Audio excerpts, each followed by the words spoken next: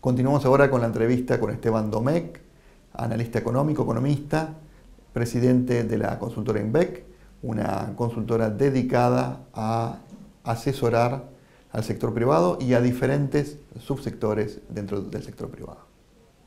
Bueno, Esteban, pasaron las PASO, ¿para dónde va la economía? ¿Para dónde va la economía? Bueno, estamos en un momento de importantes resoluciones políticas. La economía en el año 2023 muy condicionada por el arrastre de desequilibrio en los últimos años, de inconsistencias, de parches y muy afectado por la sequía este año, entró en el territorio electoral con mucha brecha cambiaria, con mucha inflación, con importaciones bloqueadas, con la actividad ya en recesión. Y de alguna manera poder empezar a enderezar el curso de esta economía tan afectada, tan vulnerable y tan frágil, requería empezar primero arreglando la política. La política queda completamente supeditada al calendario electoral. Hasta acá tenemos el resultado de las primarias, donde salió un resultado inesperado de 3/3, y yo creo que esto le agregó mucho más incertidumbre al escenario económico, porque de alguna manera hoy hay 3 espacios que pueden gobernar la Argentina a partir de diciembre, con 3, si querés, modelos, propuestas diferentes, y esto le agrega tensión a las variables, sobre todo más financieras y cambiarias, agudizando el cuadro económico, con lo cual tenemos de acá hasta diciembre, yo lo llamo un recorrido complejo, que tenemos que recorrer en materia económica, con mayores complicaciones en temas de actividad, en temas de inflación, en temas de consumo, en temas de ingresos. Y recién después de entonces, una vez resuelto el tema de las elecciones, deberíamos empezar a ver, en función de quién ganó, qué es lo que va a hacer con la economía. Vamos a transitar unos primeros meses de reprogramación económica, yo lo llamo la fase taller, y a partir de entonces podemos empezar a ver qué es lo que puede suceder con la economía argentina en un mediano plazo. Pero por delante yo creo que tenemos de acá hasta el 22 de octubre mayor tensión y mayor incertidumbre. Después probablemente segundo hasta un eventual balotaje, que con alta probabilidad va a haber más tensión aún, y recién ahí se debería empezar a resolver primero lo político y después lo económico. Bien, desde el punto de vista económico, ¿son muy distintos los modelos que proponen estos 3 candidatos?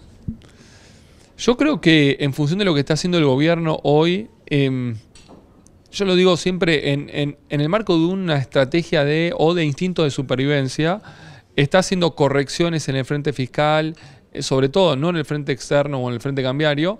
Tiene que ver con qué están haciendo con los planes sociales, con los subsidios a los servicios públicos, con el gasto previsional, con el gasto en sueldos y salarios.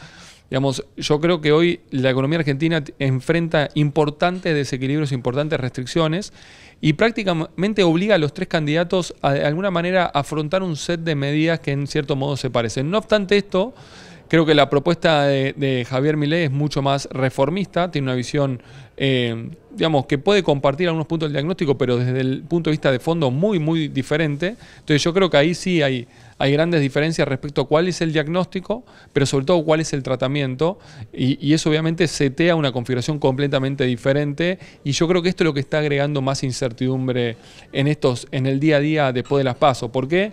Bueno, porque hasta antes de las PASO el escenario tal vez de Milei tan competitivo no se vaticinaba. Entonces esa economía que de alguna manera hoy estaba forzando masa, o que planteaba Juntos por el Cambio estaba yendo a determinado lugar, bueno, hoy eso ya no está tan claro.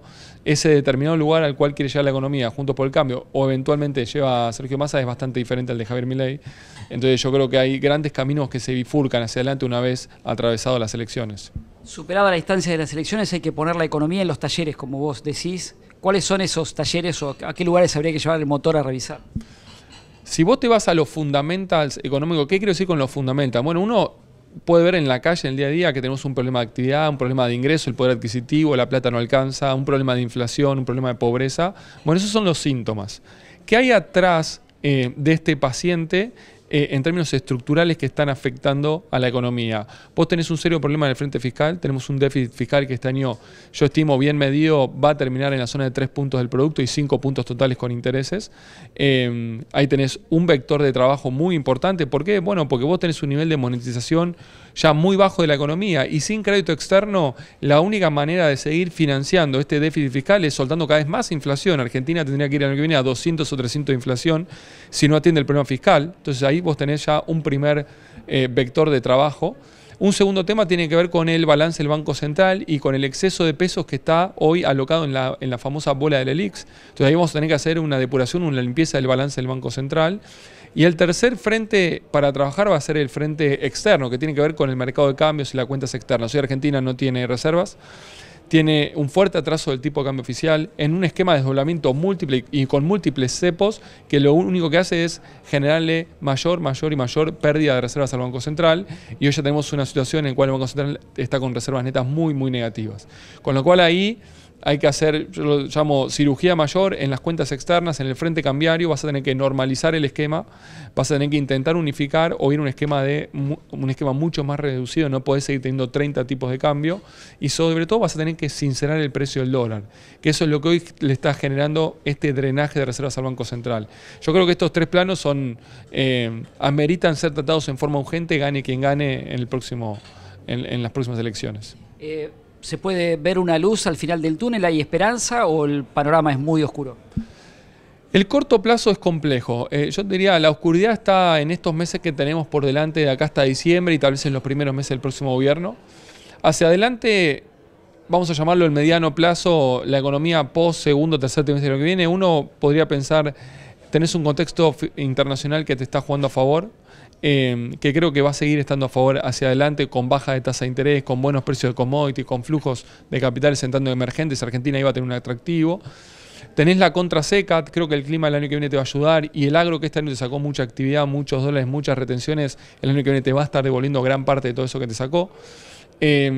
Vas a tener una posibilidad desde el punto de vista político. Hoy el gran problema de Argentina es que arreglar la economía requiere arreglar la política, y la política, para ser arreglada, tiene que atravesar todas las elecciones. Yo creo que el año que viene, gane quien gane, la política va a tener una posibilidad de, en el arranque, vamos a decir, tener un voto de confianza para empezar a articular algunas de estas correcciones. Y después tenés sectores con mucho atractivo. El agro con la contraseca, minería, petróleo, gas, energía, turismo, economía del conocimiento, servicios profesionales. Yo creo que son sectores que están dinámicos hoy, van a estar más dinámicos hacia adelante también, y yo creo que de estas cuatro cosas el próximo gobierno se va a tener que agarrar para transitar esos primeros meses que van a ser más complejos en el marco de todas las correcciones que vos tenés que hacer. Pero yo creo que hay espacio para transitar eso. Obviamente va a haber que tener mucha política de contención social, pero hay espacio para atravesar esos primeros meses y después eventualmente empezar a enderezar el rumbo.